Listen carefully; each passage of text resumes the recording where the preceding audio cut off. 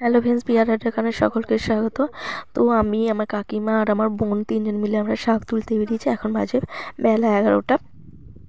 শাক তুলে নিয়ে এসে রান্না করে খাওয়া হবে। তো তোমরা দেখতে থাকো। আর এইটা হচ্ছে বাঁশঝাড়। তো বাঁশবাগানের ভিতর দিয়ে মাঠে যাচ্ছে।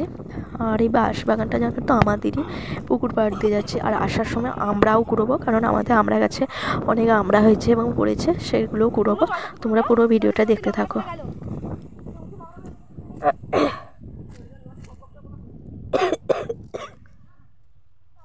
আগে শাকটা তুলে নিয়ে আসবি চনা।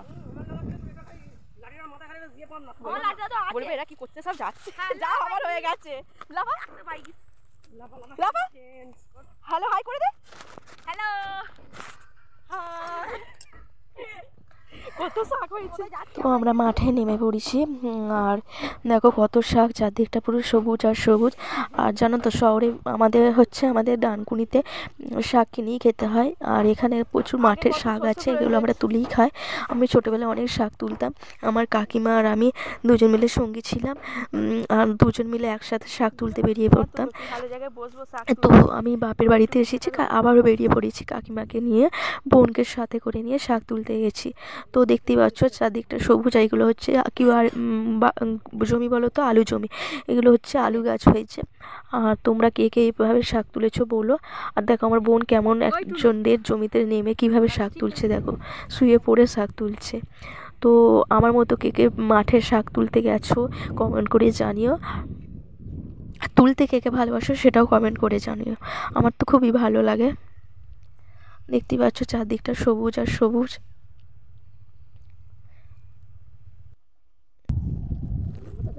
আর আমাদের গ্রামে না কোনো শাক প্রায় কিনতে হয় না বললেই চলে। কারণ হচ্ছে সমস্ত শাক আমরা মাঠ থেকেই তুলে খাই। আর আমাদের ঘরের মধ্যেও চাষ, যেগুলো কুমড়ো শাক, লাউ শাক, এগুলোও রয়েছে, এগুলো হচ্ছে ঘরের চাষের হয়। আমাদের এখানে শাক কিনতেই হয় না। আর এখন আলু জমিতে হচ্ছে সর্ষের শাক, বেতের শাক, আলুর শাক, নোটে শাক এগুলো পাওয়া যায়। আর যেমন যখন যেটা শাকের সিজন সেই সময় ঠিক শাকগুলো পাওয়া যায়, আমাদের কিনতে হয় না। কিন্তু আমাদের ডানকুনিতে কিনতে হয়, মানে আমার যেখানে বিয়ে হয়েছে।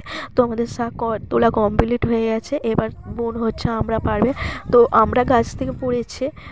তো এখানে দেখতে পাচ্ছ এই পুকুরটার মধ্যে আমরা পড়েছি। এই পুকুরটা আমাদের, এই পুকুরটার ওপারে যে দেখছো ওই দিকটা হচ্ছে আমাদের বাড়ি। তো এতটাই গাছপালা, সেই জন্য দেখা যাচ্ছে না বাড়িটা।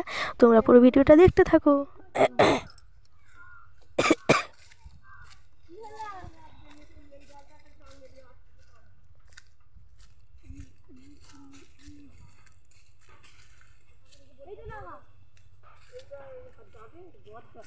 কত কি বেয়ে আছে ফেংরি ফেংরা।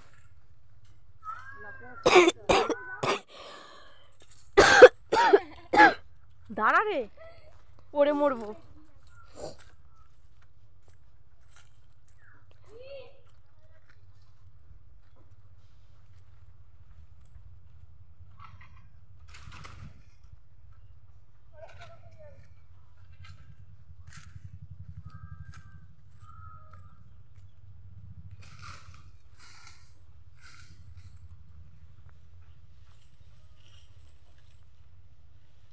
যাবে না টুনু।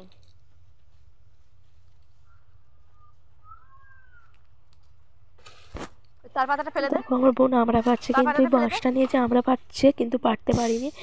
ও আমরা পারতে পারিনি, গাছটা থেকে অনেকটা বাঁশটা ছোট, তো অতটা ও যায়নি, সেই জন্য পারতে পারিনি। দুটো পড়েছিল, সেগুলি কুড়ানো হয়েছে। কারণ হচ্ছে বড়রা না হলে পারতেও পারবে না। তো দুটো পেয়েছে, সেগুলি কুড়ানো হচ্ছে, ওইগুলি মাখা করে খাওয়া হবে।